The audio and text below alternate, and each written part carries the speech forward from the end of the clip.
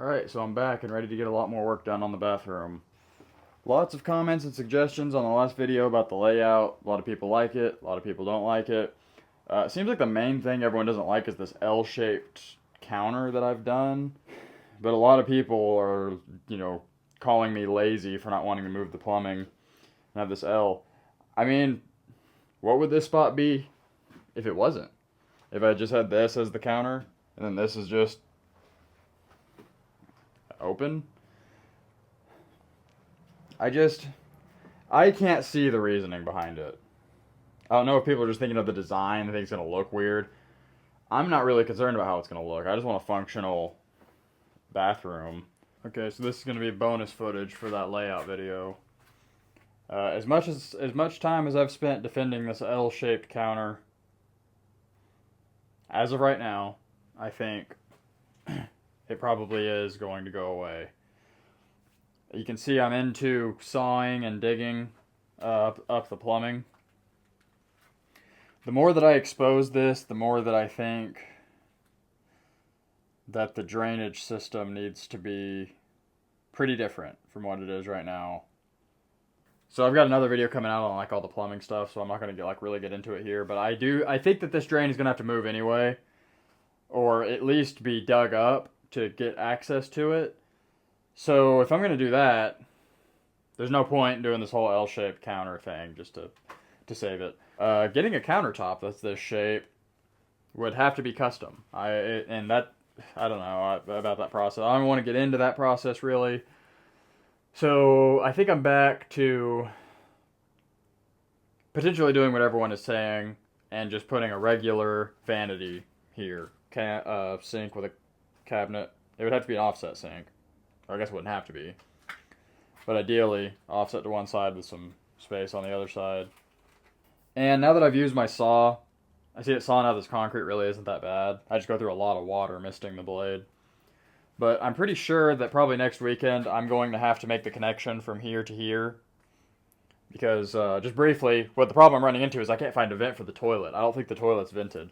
Which I'm not going to continue with it that way if it is that way. So the only spot that I think there could be a vent at this point is underneath the concrete here somewhere. If it connects to this pipe that connects to this vent, maybe, but I don't think that it probably does. So I kind of need to saw into it just to discover that. That toilet did always flush really weak, so it's possible that they just didn't vent it. And if that's the case, that kind of it adds a little bit of conflict, because before I was thinking I could just move the vent to over here and I could just vent the sink to it, vent the shower to it. But if the toilet needs a vent too, it's gonna have to be something's gonna have to be different. But not making plans yet because I don't know. But since I'm gonna have to dig that up, I'd be in a good spot to move it. So I think I'm gonna have to dig that out, and then I can trench straight from here to add a drain for the sink. And then wherever the vent ends up, it's going to depend on what I discover down there. But I can't really put the vent in this wall because of the concrete stem wall right here. So I may end up having to do like a bump out next to the toilet or something to hide a vent. But a commenter had a really good idea. I can't remember the name. And they mentioned to do a regular counter here and then use this as like a little closet, like just not any other thing like what it was before, just about the same depth as what we have here. It could just be a little, I think they called it a linen closet. Just something that could be a little bit of storage, and it could go up to here. We could build it tapered down. That'd be something I could probably just build. And that wouldn't really work to conceal the plumbing because it's so far over here. It would be, if it was squared off right here, it would be blocking the toilet. So it kind of needs to end like about right here where this is. So it leaves you about this much room. You could do a little, whatever you would refer to that to. I don't know. I'm a little bit scatterbrained right now. I'm thinking about too many things at the same time. Okay, I'm just going to throw that, I just wanted to throw that into this video before I posted it, the layout video, that I think the L-shaped counter is going away per mostly everyone's opinions. I think it's correct. I think that it's not the best idea for what we have here on this space. That said, I mean, I like the L. I mean, this is going to be a sink, and then you'll have all this room for any time that you've got to do organization or you're cleaning the bathroom. It gives you all this room to move stuff around and have counter. I just like having counter space. I can't see the issue with it, even with everyone that has brought it up and said it's a bad idea. I don't see the problem. I like it. But one suggestion that a lot of people have given that I like, and that I noticed before I posted the video, I just couldn't come back here to retape it out, but I'm going to do it today, is that a lot of people thought that the shower stall isn't the best idea, and I think that they're right, probably. I need to lay it out and see. But I thought of that as soon as I got home and I started editing this video, I thought, man, why did I do that? Because I mentioned in the video that the problem with this layout is I'm not going to have a bathtub, I'm just going to have a shower stall. And I originally thought, I don't know why, I thought that we would end up room for a bathtub over there or something. I don't know how or why I thought that. But I don't know why the idea never occurred to me. This was actually my very first original idea when I talked about changing the layout, was to do a shower tub across this wall, lengthwise. And for some reason that just sort of completely slipped my mind and I just forgot about that. But yeah, I'm going to do that layout and see what it would look like, because that would shrink us this way, put us farther away from the toilet, because you see the situation we have there, and it gives us a bathtub again. Only problem is shower tub combos just don't look as good, but like I said, I'm really not that concerned about looks. But if I remember right, a tub, those shower tub combos, I'm going to double check the dimensions online, but I think they're usually about 3 foot deep and 5 feet long. So this is 4 foot, I'm pretty sure. So we would come back this way a foot, and then we would be another 2-ish feet long this way. And that's another thing to address another idea that a lot of people were giving, which would be good if we had a little bit more room. But everyone may not remember, I'm expanding this door about a foot over right here. Or at least I think I'm going to. I may not. I guess I shouldn't say that I'm going to. But I want to make this a 32-inch doorway and this a 32-inch doorway. And so if I did, I guess this would work if I kept the shower stall. Maybe, not really. If I kept the shower stall and then moved this door over, a lot of people are saying the toilet needs to be right here. One thing, that doesn't really give you a good entrance into the shower. I guess you could, if the toilet wasn't here, you could come around and have the door on this side, but it just feels weird to walk around and have the panel here, because then it would be in the way of the door when you open it. And also, once you open this doorway up, you see we already only have this much room here. So when this doorway comes over this way about this much more, it doesn't leave much room for a toilet. And then you're definitely not going to have room for a toilet if I expand this to be a shower tub and then pull this wall over, or pull this doorway over, you're only going to be left with like this much wall space. So I'm going to get my tape measure and my masking tape, and I'm going to tape all of that out so everyone can see. Another suggestion a lot of people had was to just keep the toilet drain in the same spot and turn it at a 45. Maybe? I don't know. I don't think I've ever actually seen that before. I mean, I think that would work. It seems weird to me, but that may be a good idea. Now that I'm standing here looking at it, as long as there's no building code saying that you can't do that, I don't really know why there would be. The building codes are so lenient here. I'm really not worried about it. Maybe. I mean, that might save me quite a bit of hassle to just leave it right there. Because, I mean, I would probably be, like, right here. Actually, maybe even farther out. And that does put me plenty high into the ceiling. So that said, I'm sticking to this. But I do think the plans are going to change from what I laid out here. But I don't think that the L-shaped counter is changing. I like it. So, let's try some new layout ideas. Okay, so a couple of things to change right off the bat. Let's go ahead and show what it's going to look like to have a 32-inch doorway here.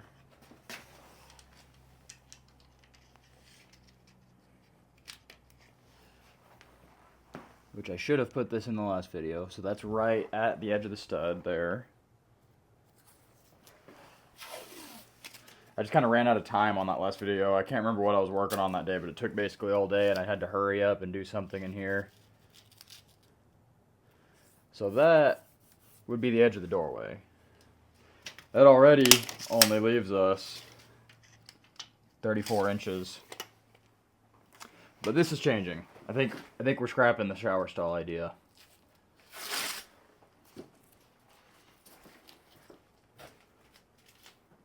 So, a little bit of quick research online. Looks like a standard, typical size for shower stalls is about 60 by 30. So we'll mark this here. This is 60 off that wall, which I know that it's not going to be exact. This is very rough layout. And then off of here, we have 30.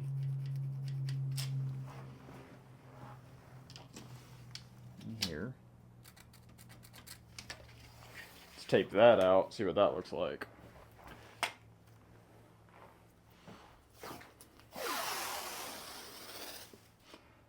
And I am keeping the outside edge of the tape as the outside edge of the fixtures.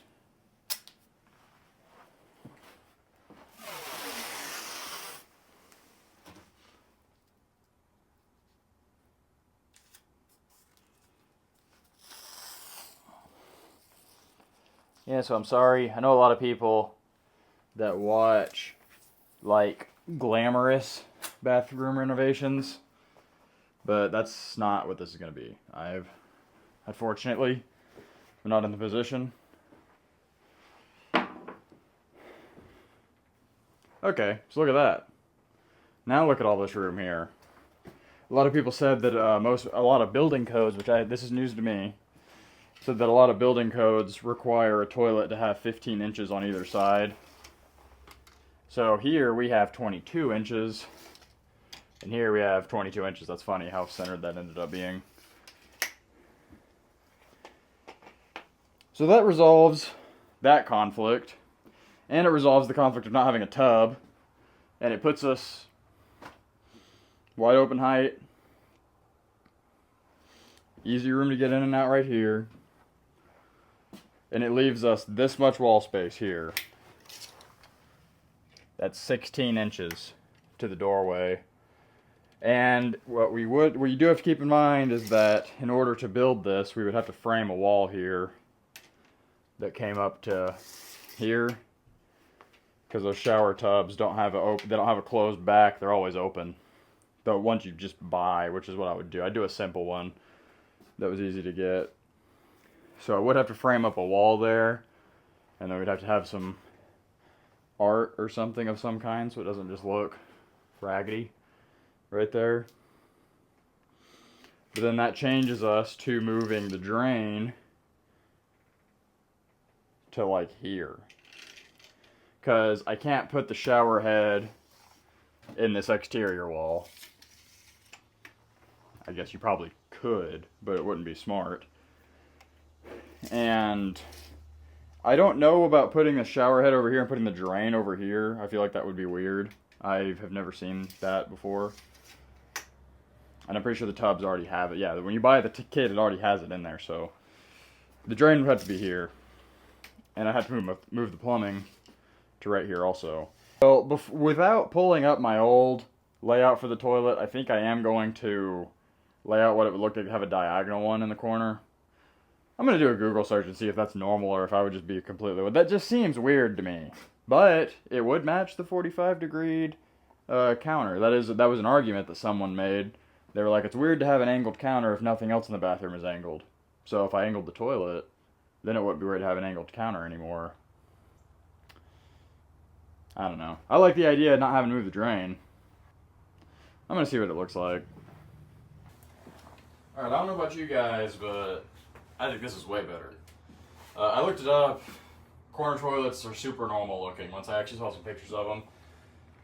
It's funny because I actually had the same idea, but I thought I was going to be doing something super unique and never before seen. But I looked it up and they're actually like Looks like they're really common in compact bathrooms, which I wouldn't consider this to be a compact bathroom. It's compact on the height. But nothing wrong with that at all. And that drain, I double checked, is in almost the perfect spot for the rough end for a corner toilet. The only thing is it's just a little bit farther off the wall than what you would usually do, so there might be a little bit more space behind it than usual, but I might be able to fix that with or something. Or maybe it may end up being good by the time I do everything that needs to be done. I just have about 2 inches extra, which that's a lot better than having 2 inches not enough. So there's a good chance I'm going to end up going with that. Home Depot sells, I was looking, these dimensions, sorry.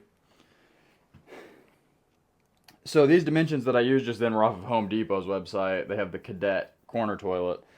And it's actually made, the back is all tapered in to fit into a corner, so I actually think that would look pretty good right here. And it does flow well with the corner counter here. Leaves us extra room for the entrance here, because, you know, I was going to show both, but as soon as I taped that out and stood back and looked at it, I was like, yep, that's what we need to do. So I feel a lot better about this than what we're currently doing, and that's nice. No moving that drain. I just got to get a supply line to it, which I could probably come off the sink. I bet I could split off the sink and come to it keeping it this close.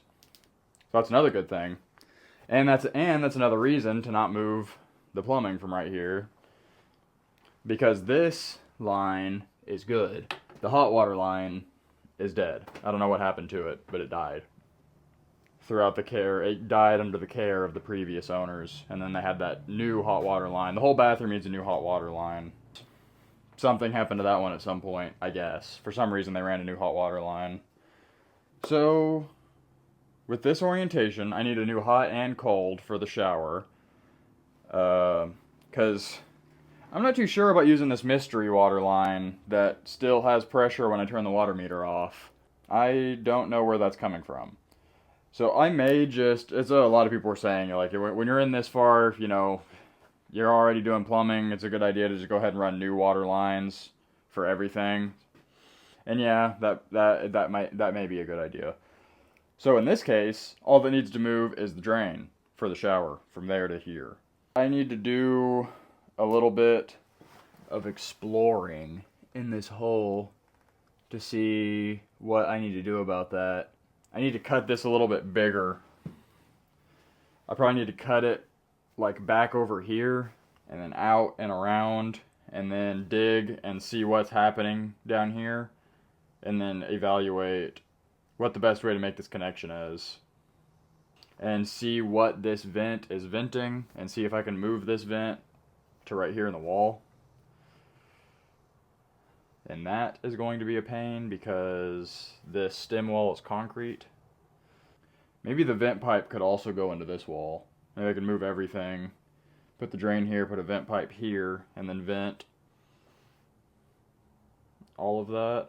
I'm not extremely knowledgeable on plumbing vents. Anyhow, that's what we got. So in one of my last videos, a guy commented, said, "That slab looks pretty rough. I see the cracks. Is it pretty level?" And that is a hilarious question. So instead of talking or using math or numbers, let me just answer your question with this.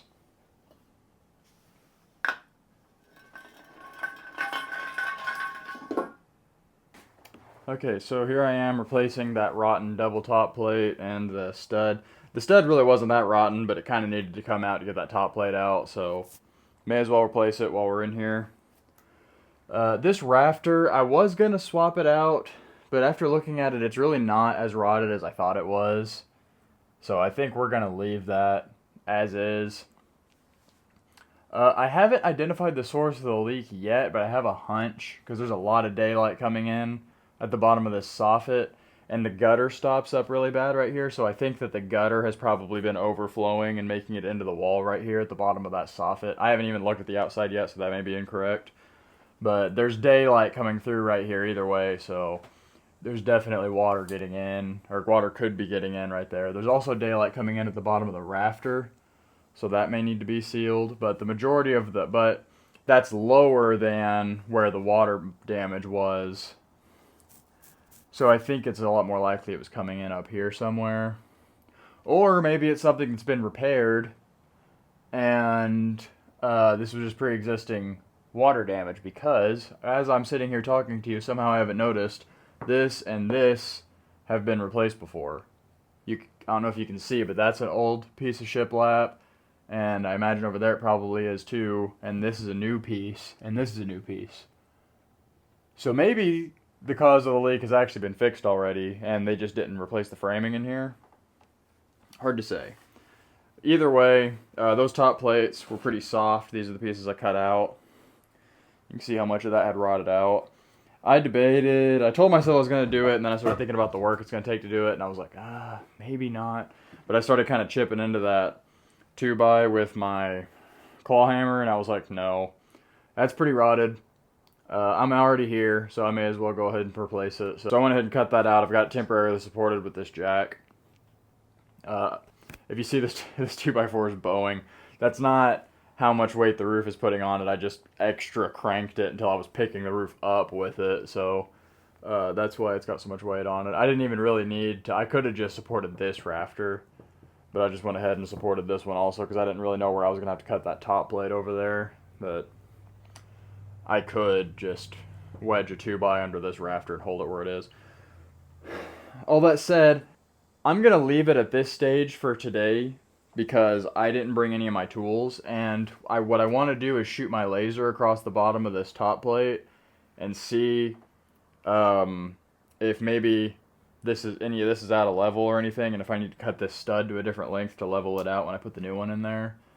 And also, I need my grinder to cut all these nails off, and I need something else I was just thinking of. So I'm going to leave this holding this rafter up overnight, and then I'm going to laser across this, cut a new stud in, and then put the new top plates in. And also tomorrow I'm going to go ahead and do my preliminary cutout here. I think I'm going to go from here straight back to the other side of this pipe, straight back, just cut a square out so I can see all this plumbing that's happening right here, see what's going on, and see what needs to be done to move it to right here. Maybe once I've got eyes on that, I can more easily comprehend what needs to happen. Because right now it's kind of just a big mystery what all is down there. But I'll cut it out, start digging, and get good exposure to all of it. So, that's going to be it for today. Okay, so it's the next day and I got my proper tools. So I brought my laser out and I magnetized it to the side of this wall jack. Or this isn't actually a jack at all. This is a load bar for cargo trucks, but it works pretty good for this kind of stuff. But magnetized my laser to this to where it's shooting right across the bottom of these top plates, and I cannot believe my eyes. Look at this.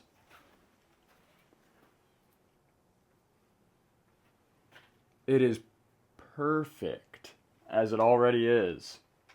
I can't believe it. I got to where I quit bringing this laser with me because I just didn't want to see what it would show me on this house. Everything I've put a laser on so far is like a couple inches out. But I knew I needed to with this.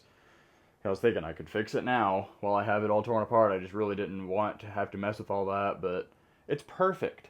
So I don't know how that happened. I feel like they couldn't have done that on purpose with how everything else is. Or maybe their construction was pretty good in the beginning and then they just had the settling issues that just threw everything out. But, so I guess that means this wall hasn't settled. Unless it was really bad and it settled into being perfect. But I doubt that. So what I'm going to do now is cut all these nails off with my grinder. And then I've got a new stud to put here and here and here. And then my new double top plate. And I'm going to leave this rafter because it's not as rotted as I thought it was once I started doing a little bit of investigation. Which is nice because I was not looking forward to trying to replace that. And yeah, we'll see where we get from there.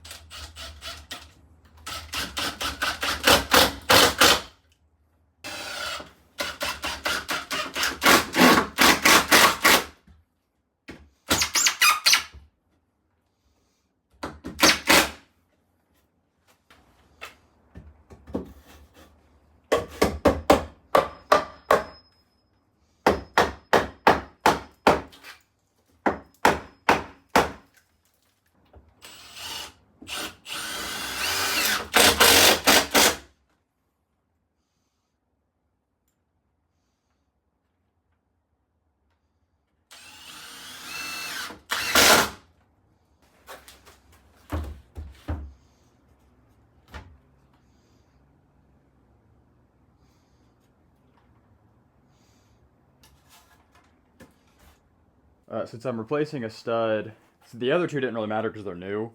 So this sheathing on the exterior of the house wasn't ever attached there in the first place.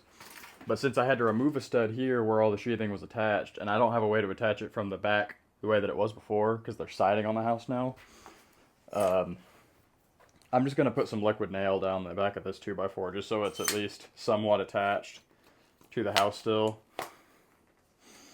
Not necessarily that important, but this stuff is pretty flimsy, so it'll help to have a little bit of attachment there. Again, not ideal, obviously, but it's kind of the best I can do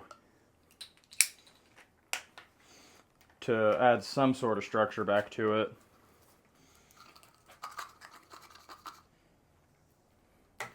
Sure, there's plenty of people that would say that it's perfectly fine without it, and there's plenty of people that are going to say that this isn't nearly enough. So, this is the middle road.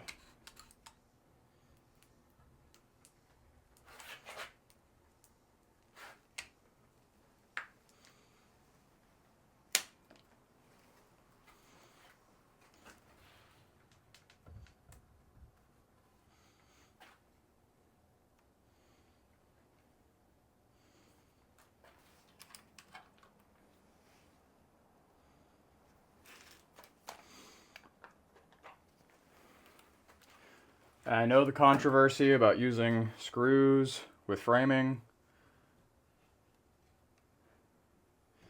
I don't think that this is a situation where it actually matters.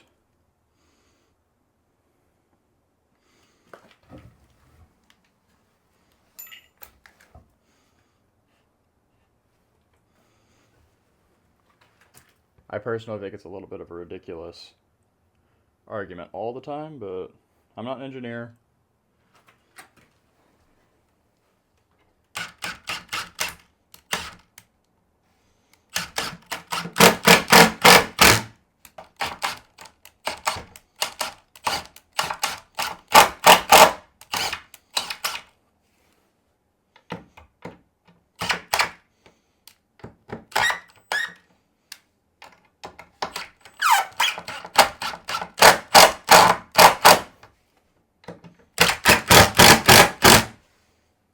So here we are.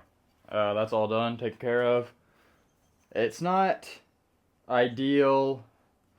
This top plate is rough sawn, so its overall is a lot closer to 2 inches than the inch and a half that today's 2x4s are, or that plain down 2x4s are. So I didn't really want to buy a rough sawn 2x4 just for the top plate for this one rafter. So it's got a little shim here because the bird's mouth was a little under a 1/2 inch too deep now. So I just slid a 1/2 inch piece of 2x4 in there, liquid nailed top and bottom. We anchored the rafter back to it. I think it's pretty good. Everything turned out perfectly level, or plumb and level across. I shot my laser across every stud and across the top. Everything is perfect. So I mean, it's not an extremely ideal situation, but you don't have any ideal situations on a remodel. So it is what it is. It's good enough. It's better than it was, and it'll be good for a long time. So that's actually the end of the framing that I have to repair down here, because everything else looks good. There was a sill plate over there that I thought I was going to have to replace, but I started chopping around on it with my claw hammer, and it's still nice and solid. So I'm not going to mess with it. I feel like anything I did would probably just be worse than what's there. And this rafter's fine. All this is hard. It's not that raw. It had a little bit that chipped off right here, but all of that's good. There is still some daylight coming through right here. I haven't gone outside to investigate that yet, but I imagine it's probably something that'll just have to be a temporary fix till we actually put a new roof on this house, and then it can be properly flashed. Because at some point on the exterior of the house, we'll be doing new siding, soffit, fascia, roof, all that. And that'll be the time to address all of that type of stuff. So that's it for this layout and framing corrections video. We'll be moving into the plumbing stuff next. I think I'm settled on this layout. I like it. I think we're good. I'm working out the plumbing kinks right now. That's mostly all going to be in the next video, but I think we're sticking with this one. I posted it on my community page. Seems like everyone likes it. The only concern that anyone has been having